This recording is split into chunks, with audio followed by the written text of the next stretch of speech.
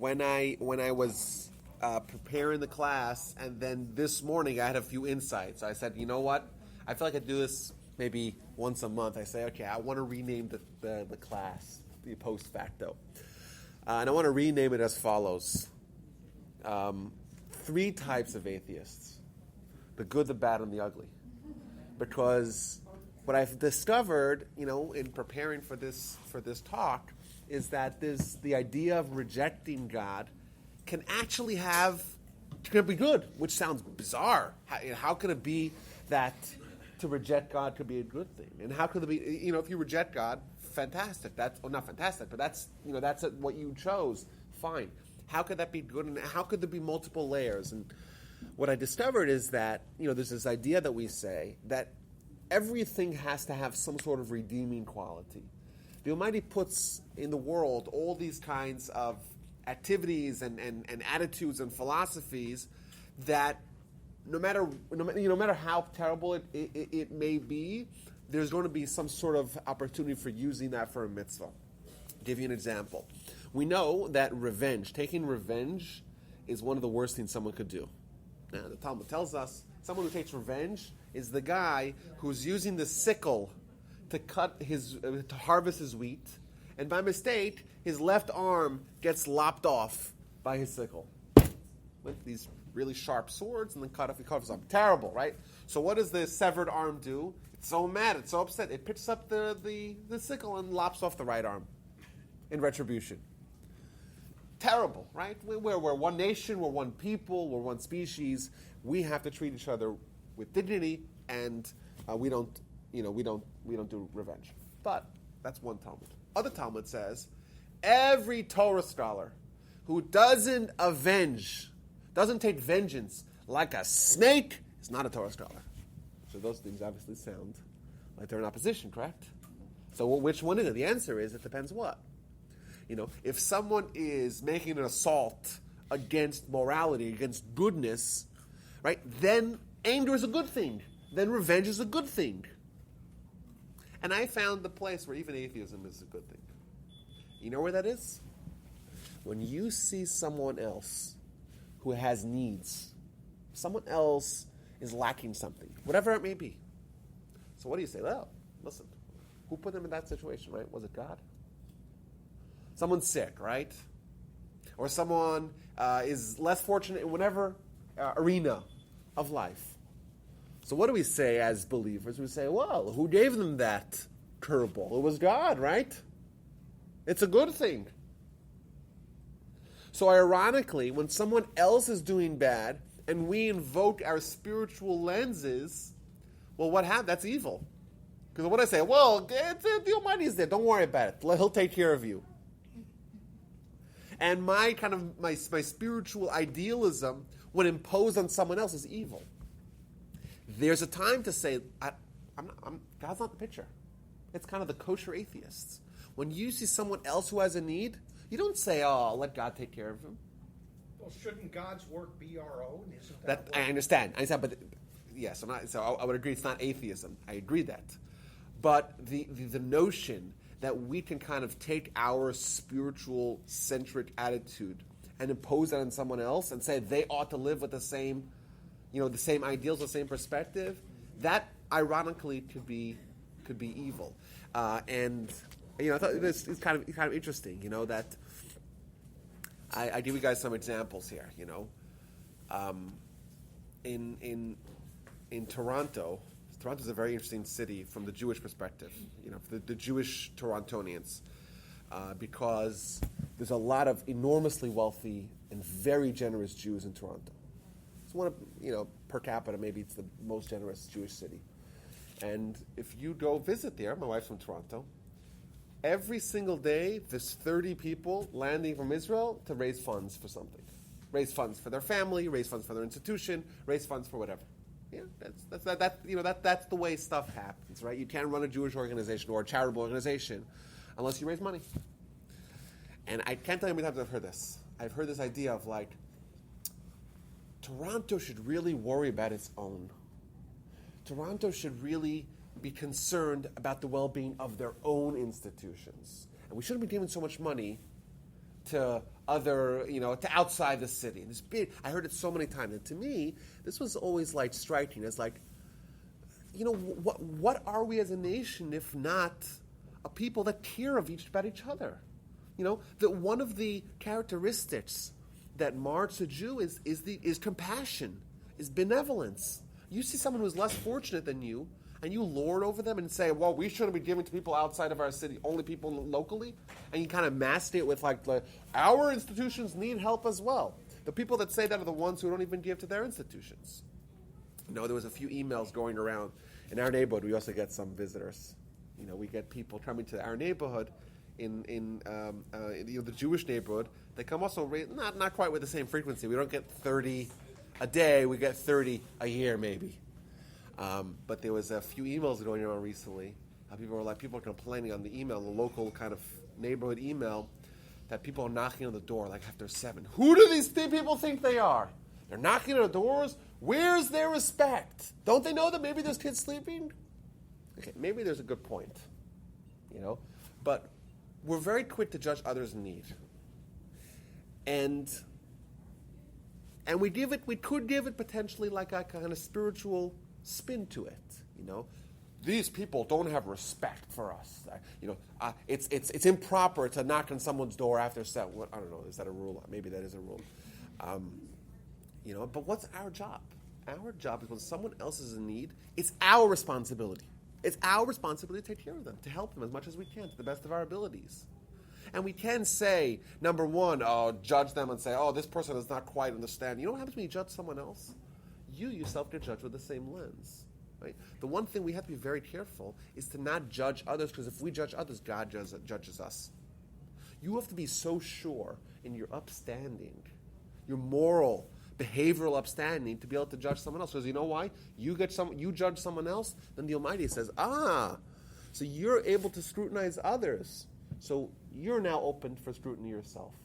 And maybe if you're the most righteous person, you could withstand that. But we know ourselves, and we know we have character flaws, and we have behavioral flaws, and we have things about our life and our activities that we're maybe not so proud of. And we open ourselves now for scrutiny as well. Isn't that where judge not lest you be judged comes from? And that is Hebrew script. That's not New Testament. Well, I don't know if that particular verse is where that's from, but that idea is there's many sources for that idea. Always judging favorably, don't judge others until you're in his place. That's a Mishnah.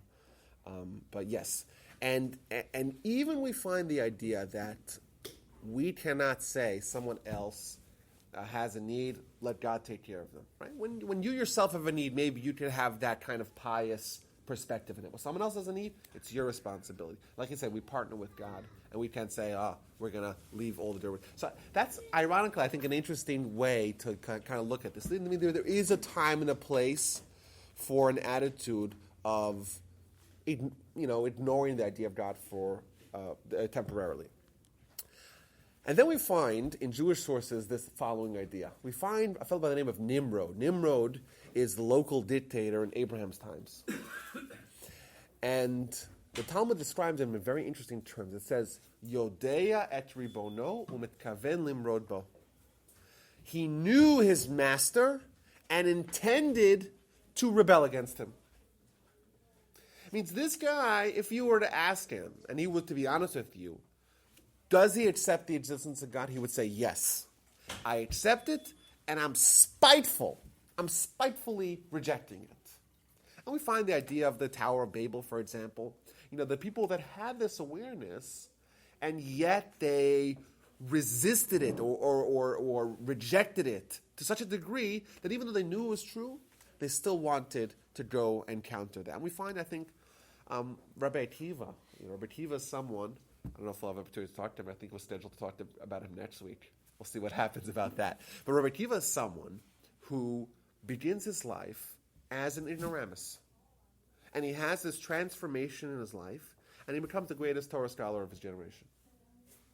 And he tells us, in the Talmud tells in the book of Psachim, I think 49b, that he told his students, he says, before I became interested in delving into Jewish scholarship, whenever I saw a Talmud Chacham, whenever I saw a Torah scholar, I wanted to bite him like a donkey. So what do they say to him? Okay, if imagine your teacher tells you that, right? So they say to him, why a donkey? Why not like a dog? You want to buy him like a dog, not like a donkey. He says, yes. A dog bites but doesn't break bones. Donkey bites and breaks bones. And we see someone who had, very interesting. We see someone who we know now the end of the story, right? Remember, he was one of the great heroes in all of Jewish history.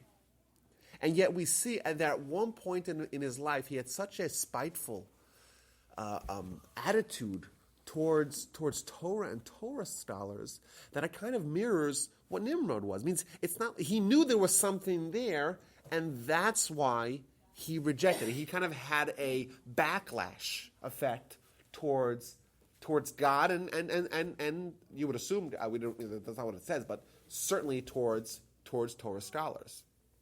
And I have a modern example, a third example, which I thought of today.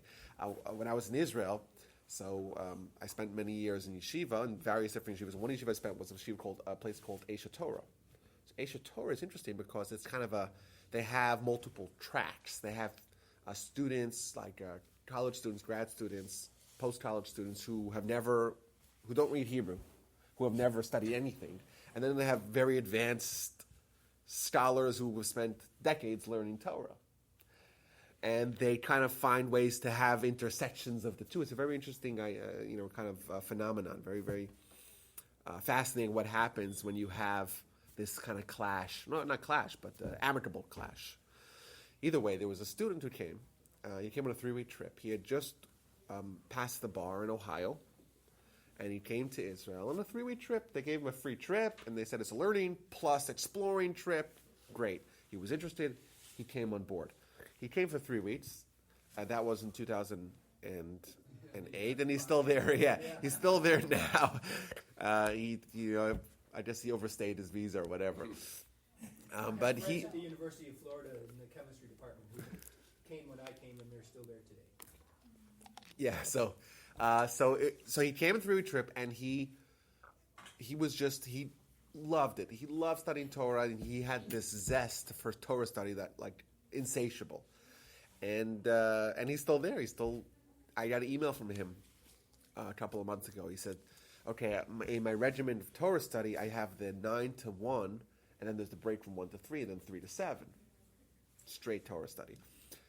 But all I have to do between 1 and 3 is eat lunch, right?" And he says, "Me and a group of my friends, we want to start a special study session during the break. And I want to incentivize these other colleagues of mine.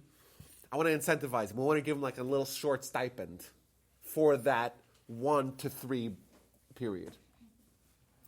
And he wants to know if I can help. I said, "Sure, I'll give you $50 a month. Sent them the money. I love these ideas." And he said, come back for more. And then I remembered something this guy told me. He said the first time he ever ate a cheeseburger in his life was on Yom Kippur. That's what he told me. Do it, you might as well really do it. Yeah, I guess so. And that stuck with me. This is someone who has such potential for really being a tremendously impactful Jewish leader. Yet he grew up, whatever, his parents got divorced, and they probably they forced him to go to Sunday school, and he wasn't interested, and he forced him to have a bar mitzvah, and once he got out, he wasn't interested, and he went on to high school and college and whatever. And then someone said, "Oh, it's Yom Kippur," and and he had some sort of resistance to it that made him want it, a spiteful resistance. And he said, "It's Yom Kippur, I'm going to have my first trip." And that doesn't make any sense. Why would someone do that? Only if there's something within them that's just driving them and propelling them and forcing them to rebel. And that essentially, I think, is a sign of great potential. You see someone like Rabbi Akiva. Rabbi Akiva became the most transformative teacher of his time. And yet, before he started studying Torah, he had such animosity. How is that possible? You would think that someone who was maybe more accepting of the Torah scholars would be someone who himself would likely follow that path. And maybe that's true to a certain extent. But when someone is so categorically opposed and has a certain sense of animosity, of spitefulness, that I think reveals that there is something there that, if it's exposed or under correct conditions, can flourish beyond belief, beyond description.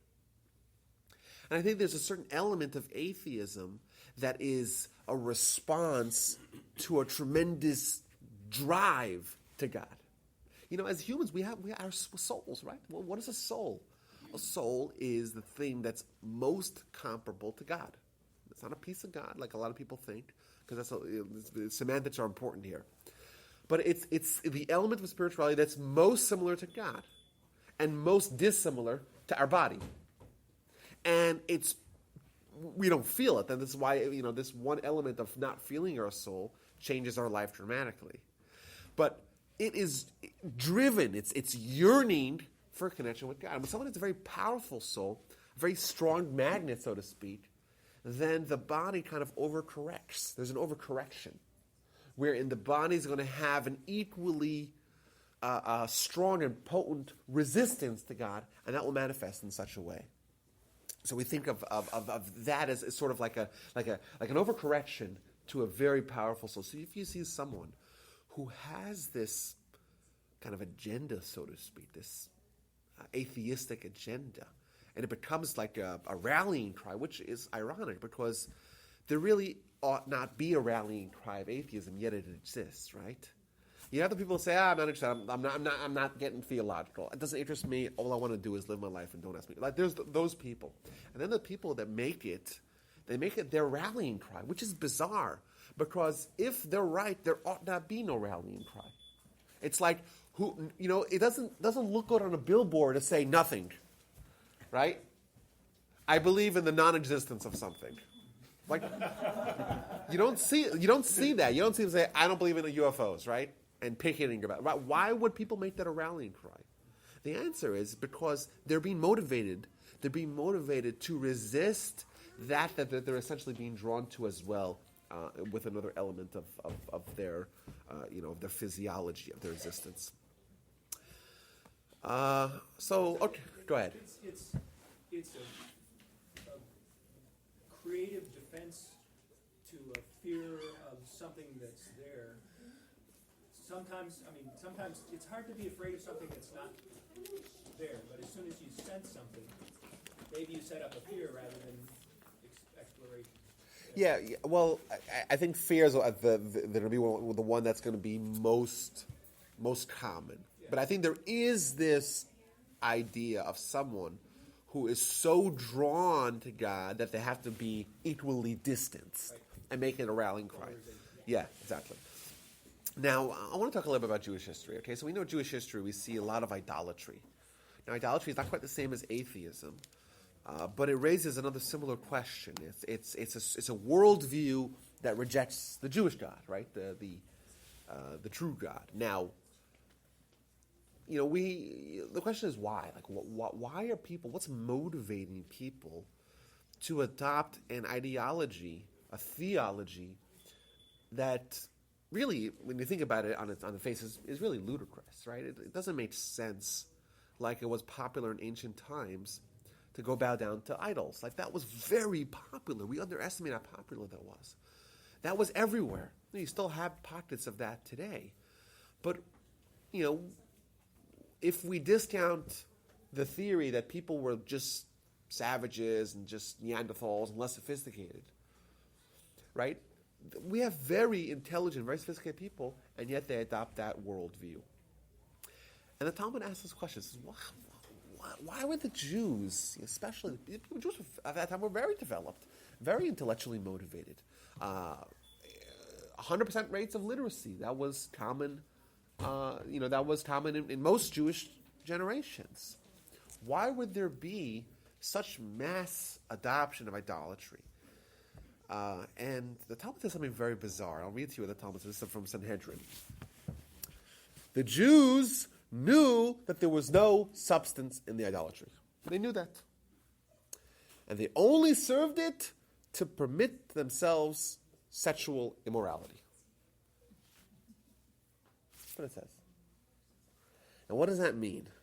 What it means is that the Jews, what they really wanted was promiscuous permissiveness. And that's what they wanted.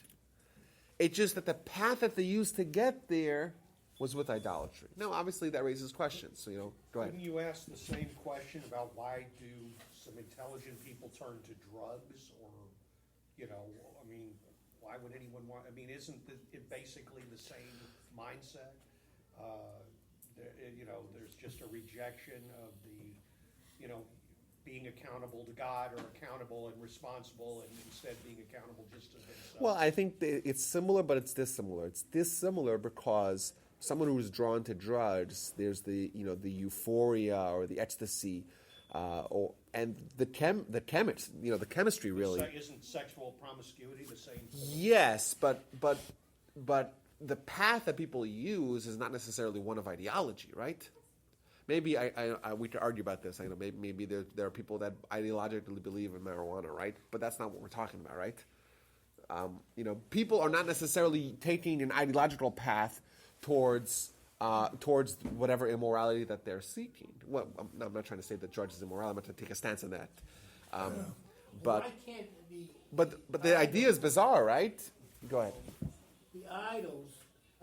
People don't really believe in a rock that's God, but they can use it as a representative. They need something tangible to see that they know. Well, there was some of that as well, but there was some just blatant paganification of rocks. The Romans, we think of them as very modern, right? Dio Cassius writes that the Romans had more than 30,000 gods. Yes, I'm sure some of them were kind of, supernatural or transcendental entities that were manifest in physical forms. But a lot of them were just stuff that people had hanging around their house. It's bizarre. It's a very bizarre kind of worldview that people had. And the Talmud's saying that the Jews who to varying degrees, over history, that they had lapses of their belief in God and adoption of idolatry, that was essentially motivated not by the ideological tantalizations of the idols, rather for the permissive path that the idols brought to them. And to me, this is a bizarre idea, because you want to sin, you want to do idolatry, you want to do promiscuity, you want to have you want to have sexual morality, go for it. Why must it be predicated on changing, this foundational belief in God that it has been the hallmark of the Jewish people? It doesn't make any sense. You want the sexuality, okay, just go for it. Just, do that. It's a rationalization for them, though. Exactly. And to me, this is the core insight, that people felt the need to reconcile their ideological or philosophical mindset with their life, with their behavior, with their activities, with what they did.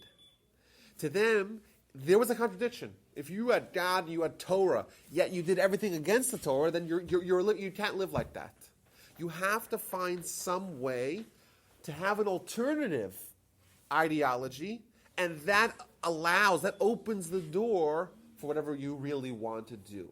But this is a subtle point. And the point is that did the Jews know that this was really what was motivating them? Are we so aware of what really drives us at our core? Or perhaps we kind of, are motive or only conscious of our surface inclinations. When we're younger, we don't necessarily recognize ourselves and our strengths and our weaknesses. But I think as you get older, you clearly do. Because life gives you experience, and it becomes a reflecting pool, and you do get a clue. And I think that idea is of post facto. You have the ability to, hindsight, the gift of hindsight to kind of reflect. Well, sometimes things simply do not work out, and we have to have them. And then once we have whatever it is we think we just have to have. pretty much a letdown. Okay, but let me try to paint this in a different way. Let's assume, we're here in a court. There's a trial. Someone's being tried for a capital punishment. And we have the prosecutor, we have the defense attorneys. And they're each arguing, vehemently and vociferously for their side. And they're each presenting ostensible logic and evidence to prove their claim. If you ask them, do they believe in what they're saying? It's possible for them to both say yes. Are you being motivated by the truth? Yeah, this is the truth. I'll give you another example. Let's say we didn't look at the attorneys, but we looked at the families of the victim and the families of the accused. What are they saying? What are they arguing? What's their perspective? Are they being motivated by truth? Or perhaps does their love of their, of their kin, does that cloud their judgment? Is it possible for someone to argue to an end that that's what they want the end to be, and therefore they're not even aware that they're not approaching the logic fairly? That's not your job. Absolutely. I agree that's not their job. True. Means you're saying, well, the defense attorney, they have fiduciary responsibility. I agree. But there is this idea of doing things, of arguing things, of taking stances on issues and being motivated by something entirely different than the issue itself. And that's what the Talmud is describing. The Talmud is describing people that have a bias. Their bias is that what they want is in opposition with what God wants. If you have that underlying bias, and then you approach the question of theology, and you have the question, okay, we have the idols, and this mass adoption of the idols. Is it possible that the whole world is crazy? That's a good argument a lot of people make, right? But the answer is yes, it is possible the whole world's crazy. And we see that now. A lot of people believe things. I'm saying not now, I'm saying now for hindsight. It's not possible that It's not possible, but the whole world. not the whole world, but the majority of the world. The fact that in the 50s, if you were to interview the majority of scientists and you were to ask them to date the Earth or date the universe, the vast majority of them would say that the world's eternal, been around forever. And then in 1965, we're able to detect the echoes of the Big Bang, right? And we see an expanding universe, and then everyone agrees that the world had a beginning. The first verse of Genesis has been verified by science, right? It's possible for scientists, even the scientists, people that are driven and are paid and are the best at trying to find the truth, can be wrong. It's possible. I'm not saying it's always going to be like that, but if you have idols, if you have a whole country that adopts, saying I don't want to get politically, in political hot water, but I have a friend who went to Southeast Asia, and they went to a little Buddhist temple, and he showed me pictures. I said, don't go to a Buddhist temple. That's a house of idolatry. But he sent me pictures anyhow. He showed me what he was doing there. And there was this crazy guy screaming to a little Buddha figurine. And there's millions of people that believe in that. And you know what? They're wrong. And they may not be bad people. They may not be, not unintelligent. But they are completely insane with regards to believing that some sort of figure or some sort of Buddha or something like that has power that controls the world, right? It doesn't mean I'm not blaming them. Maybe they have traditions or whatever, and we see in our own history people believe things that were similar, but that is insane. And the fact that a lot of people believe it doesn't make it less insane. You said uncontrollable bias? No, I didn't say uncontrollable. What was it? I don't remember. Bias? Well, it's latent bias. It's underlying bias. Underlying. Okay. Does Adam have that? I think everyone has it. Okay. I think everyone has it, and that's why people come to conclusions that may be very convenient for them. If everyone has it, then it's part of our wiring. Oh, I agree. And sometimes we neglect, and I just was laughing with Leslie. I mean, for myself, it could be, there's times I've had ignorance make a play in decisions I've made. Just to give you a quick example, I had I love art. And I had purchased several pieces, a mask, a piece of art. I knew it was a Buddhist, but it was beautifully carved. It was gorgeous, and it was in my home. Never did I give a thought about it until my son's Israeli friend walked into my smashed home. it. He's not religious at all. He walks in my home, looks at my son, and says, "So your mother's an idol worshiper." I got rid of them. I mean, yes, I did. But I never gave a thought that I actually had idols in my home. Oh, I'll give you guys another example. It's just to prove the point that everyone has it. Like, so a lot of people are lazy, right? Lazy people. That's one of the most, I guess, disrupting qualities that a human could have, because it really inhibits everything, right? And then you have, you're laying down in bed, you're almost sleeping, and you realize you forgot to take your medication today, your iron supplements, right? And then you're like, nah, you miss a day, no big deal, right? Right. That's a good argument. Miss a day is no big deal. But what really is happening is you're lazy. That's what's really happening. And you're tired, you don't want to get up, and then you make an argument. You'll say, wait a minute, let's Google it. Is missing a day a big deal? Look, it's not a big deal. And you know what? But that's not really where the argument is being generated. It's really a product of your laziness.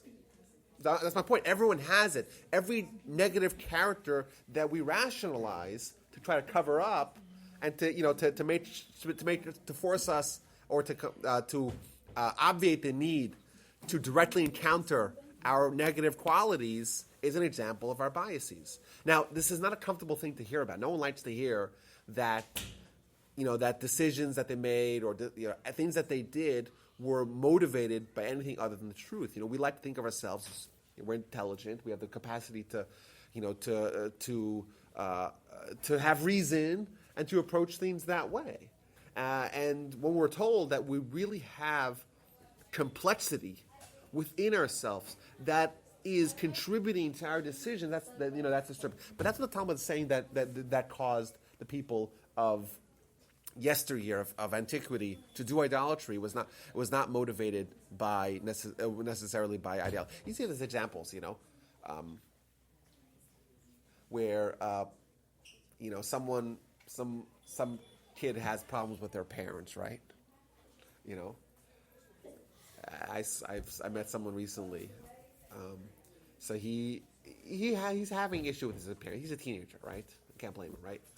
But suddenly he's like the biggest philosopher in the world, and he's quoting like Nietzsche and whatever and Kant, and like he has it all figured out, and his parents are a bunch of of doofuses, right? And what's really happening is that he's trying to rebel against his parents and to cause them a little pain, and whatever it takes. That's what we'll be using. Now, as Jews, we're encouraged to seek the truth. And what essentially that means is that we're encouraged to overcome and neutralize our biases. Right? We're encouraged to have self-reflection. Like someone mentioned earlier, we look at the story of Eliezer and Abraham. Abraham has a slave. His name is Eliezer, and he gives him a very important mission. He makes him swear, I want you to swear to me that you'll take Isaac and marry him off to someone from my family out east and not take a woman from Canaan to marry him. And then he asks this question, and he says, what do I do if I go to your family and I meet the girl and I say, why don't you come marry Isaac? And she says, I'm not interested. What do I do then? And Abram tells him, if that happens, you're absolved from your commitment. You're absolved. Fine. So he goes there, and he takes his camels, and he meets Rebecca, of course, and she gives him the water. And she says, "Now I'm going to give you the water. We give the camels the water." And he meets Laban, who comes there, and the whole story. And then he sits down to eat and says, "Stop! I'm not eating. What I want to do now is I'll tell you the whole story. I want to first take care of business, and then we'll dine together." So he tells him the whole story, that Abraham told him, I make you swear not to take a woman from Canaan, go to my family at east, the whole story. And then I said to him, what if What if the woman doesn't want to come? And he tells me, oh, don't want to come. You're absolved from your sin. I came here. I met Rebecca. The whole story repeats the whole story. If you look in a Torah scroll, when you compare these two passages, which are one chapter after another, you compare them, you'll notice that it's almost verbatim, but there's some letters that are changed. The word for ulai means perhaps. Ulai means perhaps, right? Eliezer says, ulai, perhaps the woman won't want to come with me. What do I do then? So Abraham says, you're absolved. Don't worry about it. You're absolved. You're absolved. One place it's spelled with the vowel in the form of the letter. Aleph, Vav, Lamed, Yud, with ulai.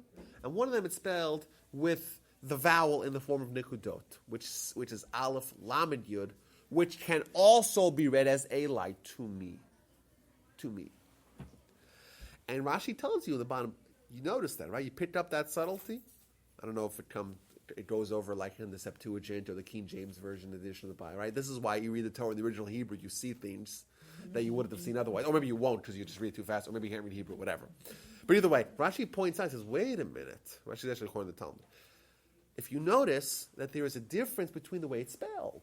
There it's spelled with the full word, and here it's spelled without the full word, right? And that's common in the Torah. Sometimes the vowels are in the form of letters, and sometimes in the form of nikudot that don't show up in the Torah scroll. Why would the Torah choose to write it with the letter and without the letter, right? With the letter during when it actually happened, and then afterwards, when he's recounting it, he says the same thing. I said, perhaps the woman, right? And then it's spelled without. Rashi says like this. He says what Eliezer was saying. Eliezer had a daughter. Eliezer himself, the slave, had a daughter, but she was from Canaan. And Abraham and Eliezer said, there's no better son-in-law for me than Isaac. And my daughter, she's fantastic. She's beautiful. She's talented. She's pious. Everything, the whole package. And Isaac's getting old. He's getting ready. He's an eligible bachelor, right? The most eligible bachelor in town. And I'm the confidant. I'm the right-hand man of Abraham. And his head's spinning. He's like, there's no better person to marry off my own daughter to than Isaac. And he asks Abraham, what do I do if I go there and ask the girl? And I say to her, give the whole pitch, and she doesn't want to come back. What do I do then? He says, you're absolved from my sin. And later on, he gets east, and he's retelling the whole story, and then the Torah spells it, instead of ulai, perhaps spelled elai, to me. When Eliezer repeats his story, he realizes that when I asked Abraham back in Israel, I asked him, what do I do? Perhaps the girl won't want to come back with me. What I really was thinking, Eli, to me. Maybe I'll be able to have Isaac for myself. This, I think, is another example of someone who's doing things and is totally unaware at the time, unaware of what's really motivating him to do that. Ostensibly, if you asked Eliezer at the time, you asked him, why are you asking Abraham what to do in the off chance that the girl doesn't want to come with you? He would say, well, I'm just trying to figure out what the options are, right? He would have no idea that what's really motivating him deep down to ask that question is the hopes, clinging to the hopes that he'll go there. And I'll ask the girl and she'll say no. And finally he'll be allowed to have Isaac for himself.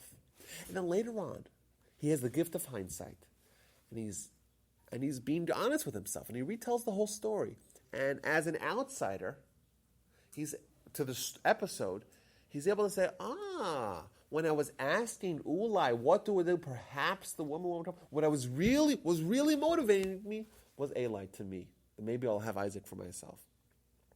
And I think this is an example of the problem that we face as humans. I guess if we're all in this together, then there's a lesson here. And that is that we don't necessarily know, or maybe we don't know, but we're not aware.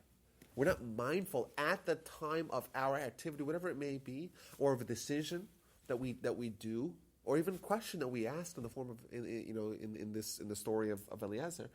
We don't know necessarily what's really driving our decision. I don't know.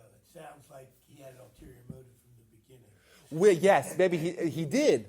He did, but he didn't know that he did till later. And to me, this is interesting, and I think this is the same point. We have the Jews saying, we're adopting idolatry in mass.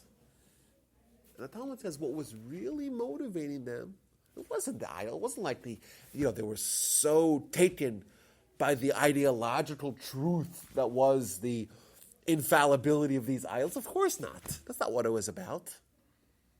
What really was motivating them was the fact that they wanted permissiveness. And in their unconscious, they're connected to that. So there's no way to have that if you have God. Okay, well, how can you? Well, what are the alternatives?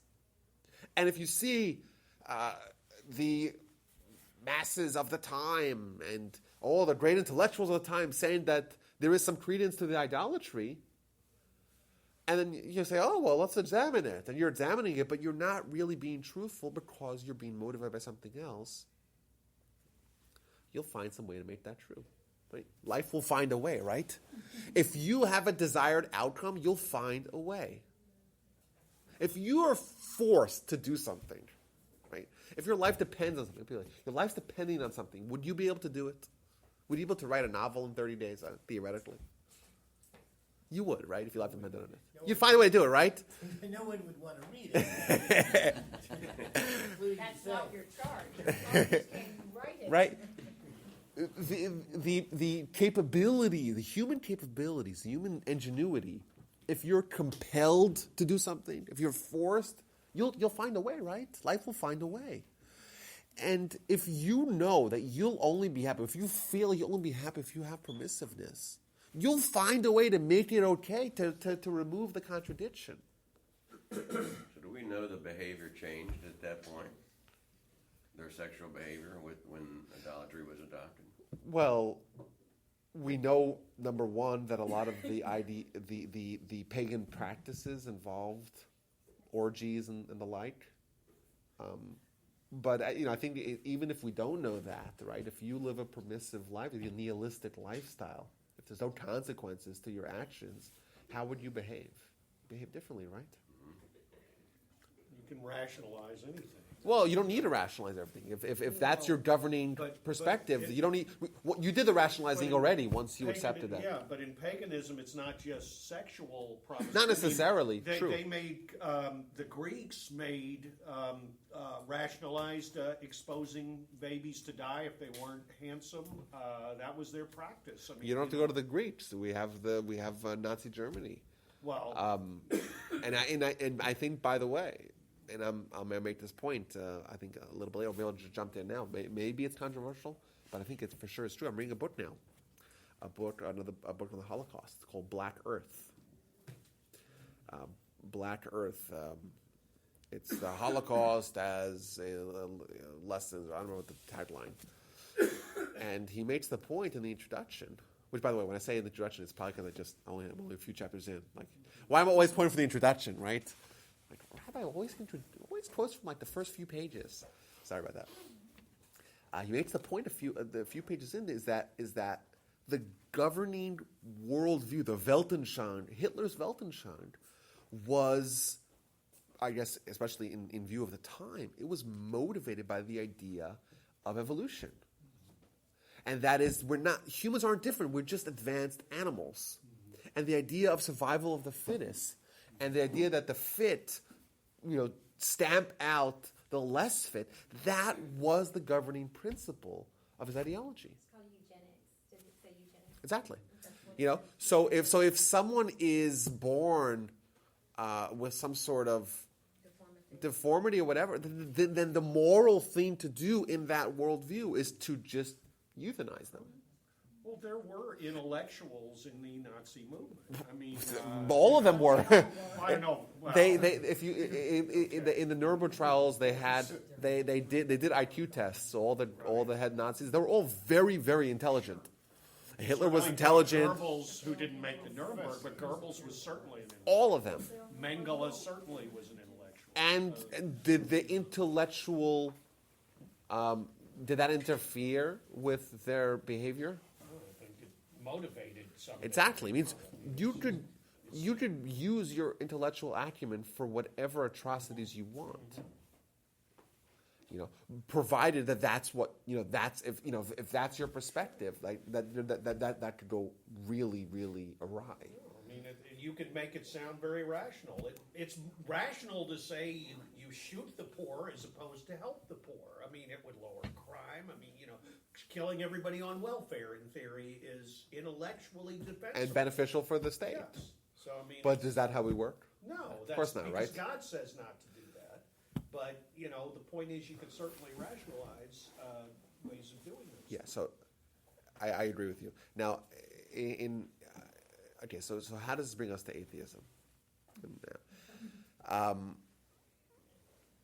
If the bias of permissiveness begot idolatry, is there any bias that we would have, perhaps, or our bodies would have, in opposition to Torah? What does the Torah say? Torah says no cheeseburgers, right? No cheeseburgers. And then it gives a whole long list of stuff that are no-nos. Are we motivated, just from our body's perspective, to embrace that or to reject that? To reject that. Is it possible that all of us, we have an inborn resistance to Torah? It's not possible. It's likely. In fact, the Midrash tells us, and I have a quote here, the Midrash, I wrote it down.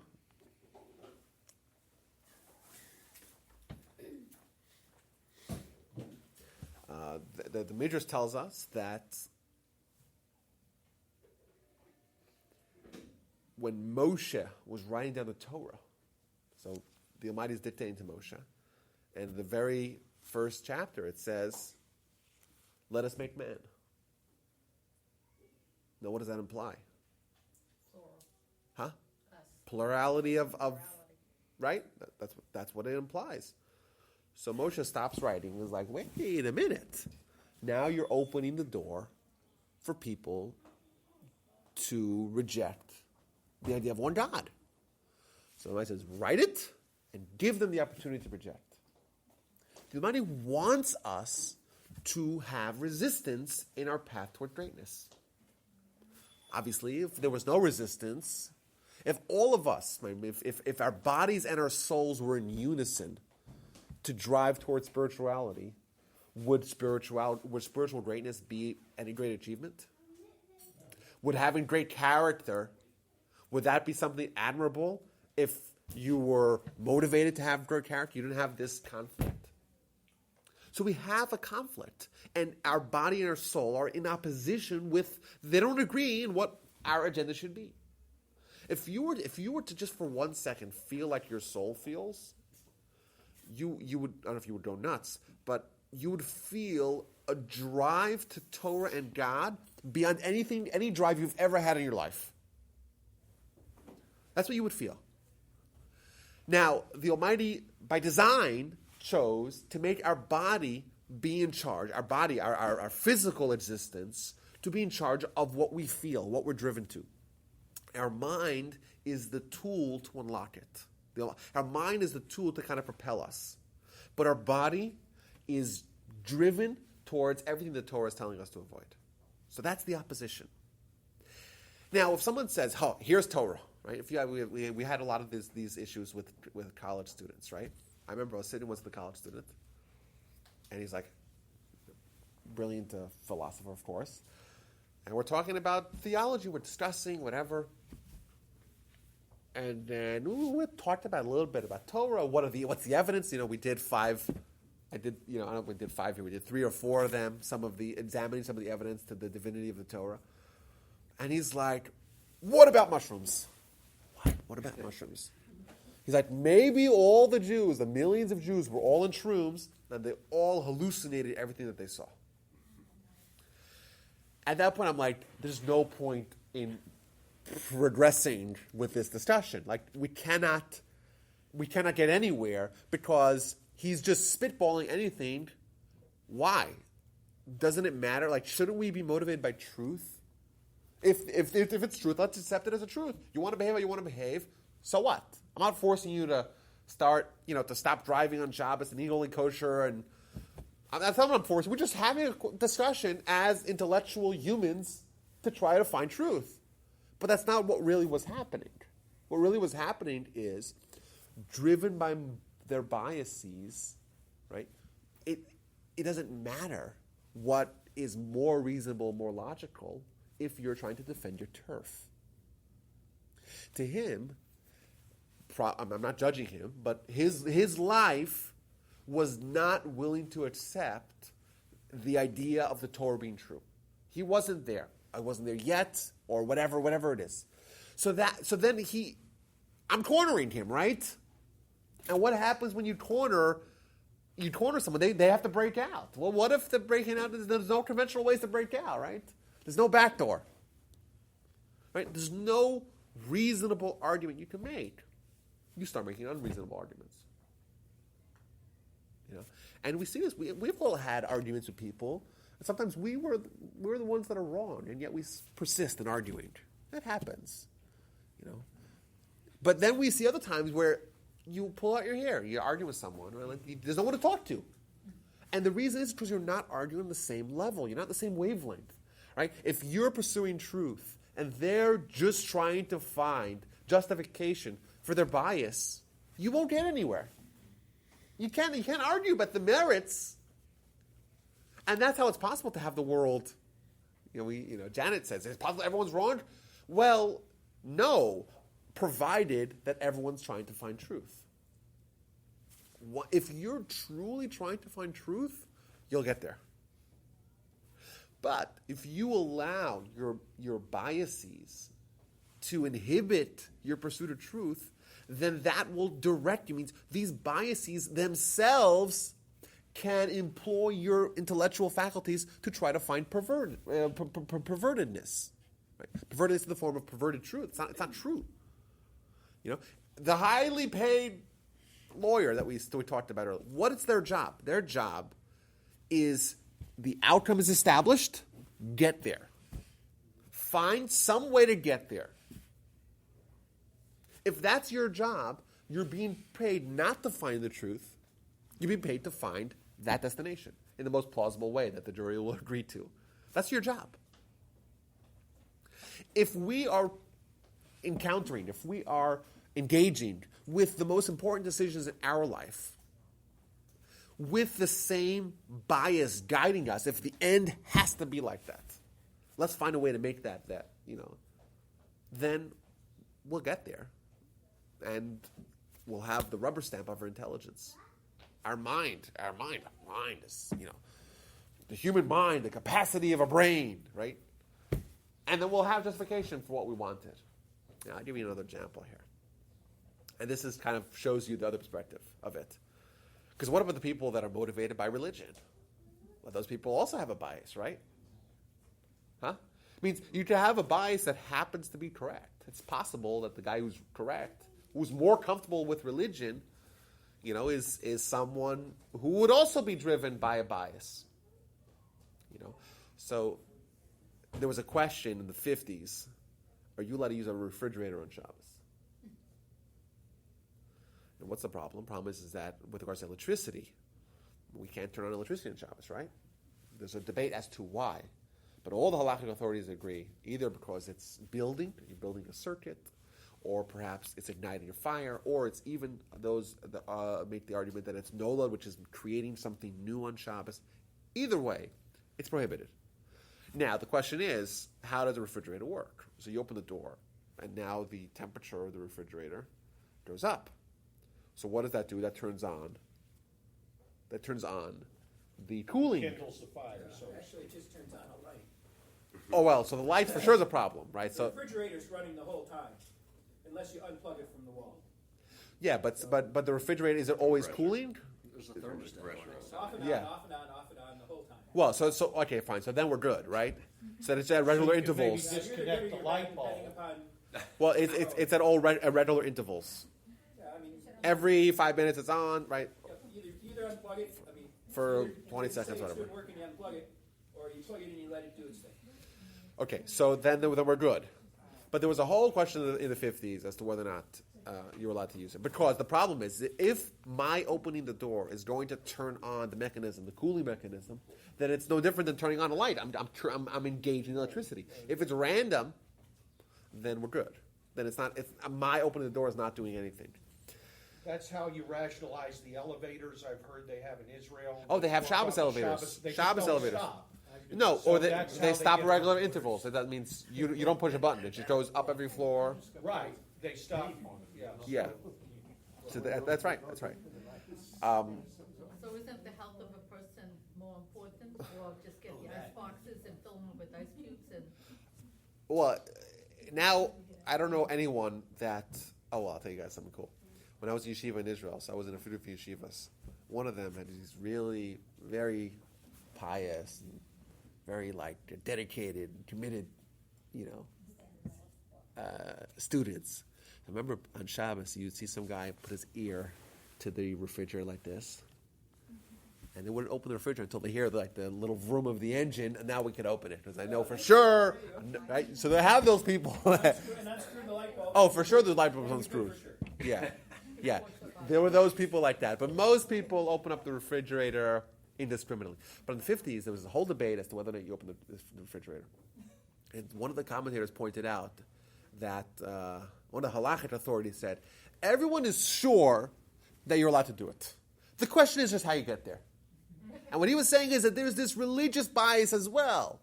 You could say, I'll prove from the Torah X. And thus you're using the Torah not to accept God's truth, but rather to employ it to get to where you want to get to. And that can be done. And we have people today say, hey, it's not modern to say certain things the Torah says. It's not socially progressive to say things the Torah says. So you know what the problem is? The problem is the Torah has to change, right? We can't change. No. The Torah has to change. But how do you change the Torah? How do you do that? You know what we do? We have something we want. We want the Torah to be okay with certain things that it's not okay with. Because to make it compatible with our society. We'll find a way to do it. We'll use textual chicanery to try to get there. And we'll get there. Textual, analytical. We'll come up with something. You know why? In the corner, you're forced, you're the caged animal. You'll get there. No matter what. Dennis Prager has written because he drives in California, he drives to synagogue on Shabbos. And he has written... Everybody drives to the synagogue on Shabbos in California. Okay, Well, but... not everybody. Well, not everybody, but... Not everybody. But he rationalizes, and of course he's very observant, but he rationalizes whether igniting spark plugs when you turn an ignition is really kindling a fire. Now, he concedes that there's people that disagree, but he personally doesn't. That's how he gets to Shabbos to carry out God's will. Today But you can. It's one of those deals. Yeah, Today you but, can. you know. Well, but that's a different argument. But he's getting to the truth as you say it in his way. Right. So I think there's three ways to drive on I told Shabbos. you about this 3-prong plug and the 2-prong plug, the coffee pot on Shabbos. Well, what do they do? I don't know, when we had the bar mitzvah for my kid, I had a conservative rabbi. You know, he said there was something about whether it was grounded or not made a difference whether you could whether you could plug in the coffee pot on Shabbos. Some people say, listen, we're not observing Torah. We can drive wherever we want on Shabbos. The conservatives always say, well, we can make changes, whatever. This is something else. This is like, I want to drive on Shabbos. Okay?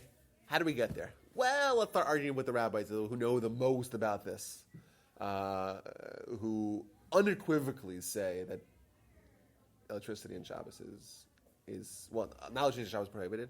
Igniting electricity in Shabbos is prohibited. So I think it's another good example. I have to add it to my docket of examples. But yeah, that's a human condition, and it can be used for good, used for bad. You know, if you're arguing with someone and you're arguing for maybe the correct or the moral side of an argument, but they throw a curveball at you, you'll probably also correct and say, oh, you'll come up with something, right? Force to come up with something. the point is that whatever is motivating you, sometimes you'll have things that are motivating you that are underlined and that go beyond the issue itself, and they cause you to achieve a certain result. Now, I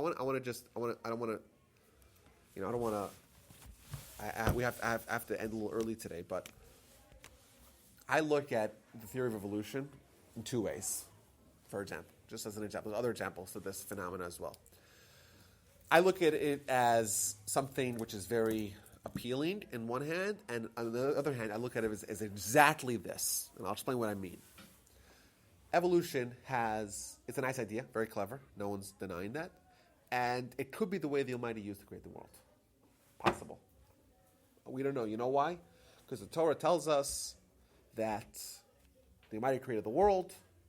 That's what we believe. That's what makes sense. We don't know how the Almighty created the world. That was never told in the Torah. Thus, it's possible that he employed this method or any other method. Maybe he created it just everything from nothing, or he created some sort of material that he formed into other materials. That either one is okay. Now, I have read statements before that it does discuss in the Mishnah about birds coming from fish, about there's species evolution only is referenced. But, I would like to see that Mishnah. I'm not familiar with that Mishnah. But there is a famous Ramban, Nachmanides, who to me, if he says it, it's as good as if it's written in the Mishnah. For us, for our sake. And he talks about this material, he calls it hiyuli, this material that was what the Almighty created, and then he just used this material to create everything else. So it's like a two-pronged or two-tiered creation in the form of one thing was created, something from nothing, ex nihilo, and then after that it was just forming that. Fine. If there is a Mishnah, it means that's fine. We're fine with that, provided that we accept the idea that God created it. Now, if you talk to in the world at large, there's the evolutionists versus the creationists. Evolutionists are only willing to accept evolution provided that is in opposition to creationists. Now, why would that be so? Now, my theory, and I think this makes sense, is that evolution is another alternative to God. So idolatry doesn't fly anymore. But evolution, if it's being used as an alternative for God, is a boon for people that want to reject God, that their biases are pushing them away from God. So it's like a carrot that's dangling towards us saying, you want to find a world where God is obviated? I'll create it for you.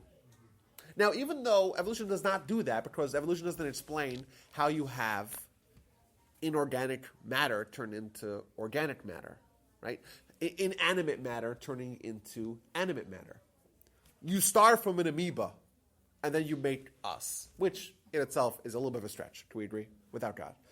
It's a stretch. Everyone, even the evolutionists who believe in it, they say that this to happen on its own is incredibly unlikely. We don't have to give the superlatives. It's infinitesimally small for that to have happened. That being, especially in such a short time, 3.5 billion years in the grand scheme is it's not so long. That being said, it doesn't answer the questions, but it's something. And even though there hasn't been, to my knowledge, there hasn't been even a theory that's been presented how inanimate matter becomes an amoeba. Once you have the amoeba, you can somehow get to elephants and crocodiles and humans and 8.7 million. All that happens magically on its own. Let's assume that that's correct. How do you take dust or inanimate matter and turn it into matter, into an amoeba? You're like, a simple single-celled organism. It's not so simple. It's not so simple. And if you have a distaste for gore, I saw this picture online and I was taken by it. They would be able to recreate it if they can figure it out. Wouldn't that be lovely?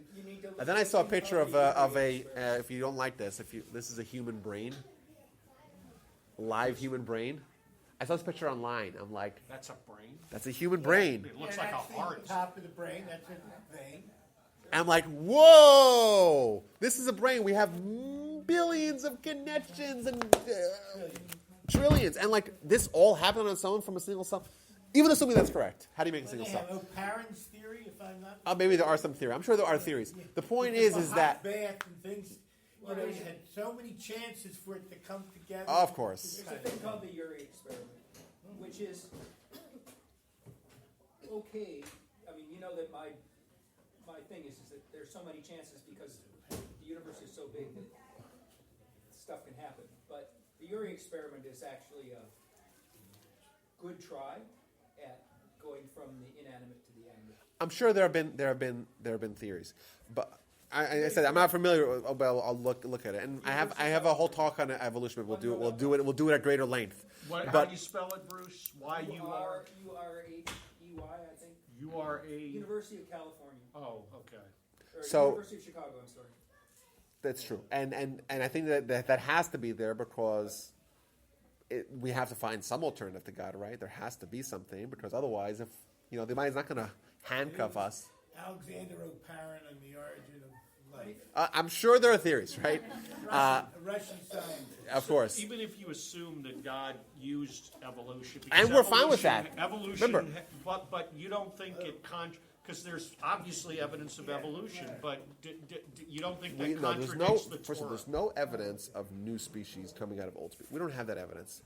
We have evidence, but it's not like evidence in any realm of evolution proves the whole thing. Well, I understand there's flaws in it. Even Darwin himself acknowledged. Well, that, Darwinian evolution, no one even believes that anymore. Well, okay, but you don't think that contradicts the Torah? I am okay. There's nothing contradictory about it. I'm okay with saying, listen, we don't know. It's a process. When don't you have think God the would've just world, the universe. omitted that maybe that apes were the dust, that somehow it went from dust to Adam as opposed to dust to monkeys to Adam. Could God have omitted such a basic?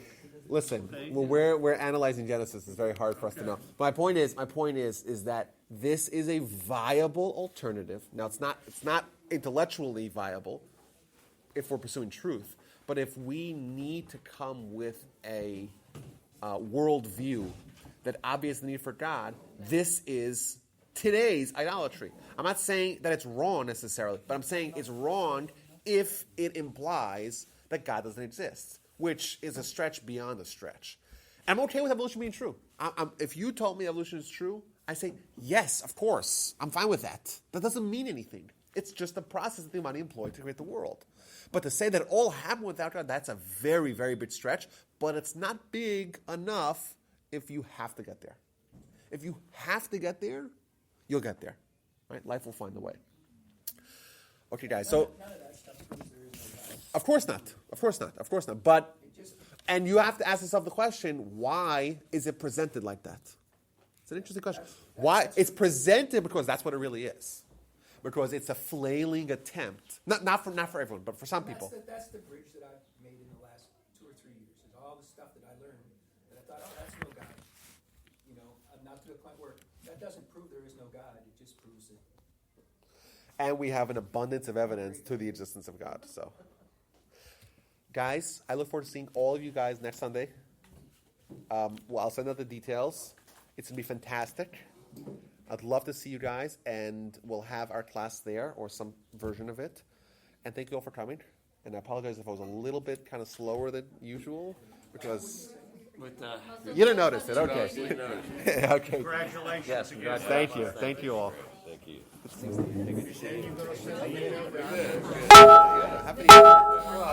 Great. I am happy to hear that.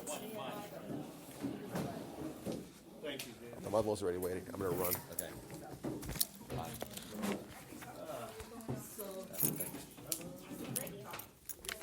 Very good. Congratulations. Thank you so much. Thank you so much. I have to run, guys. I'm sorry.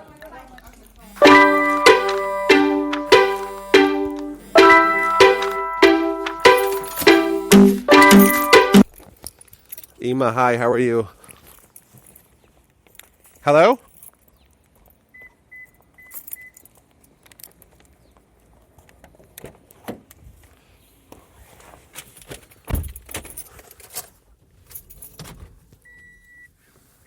Anybody there?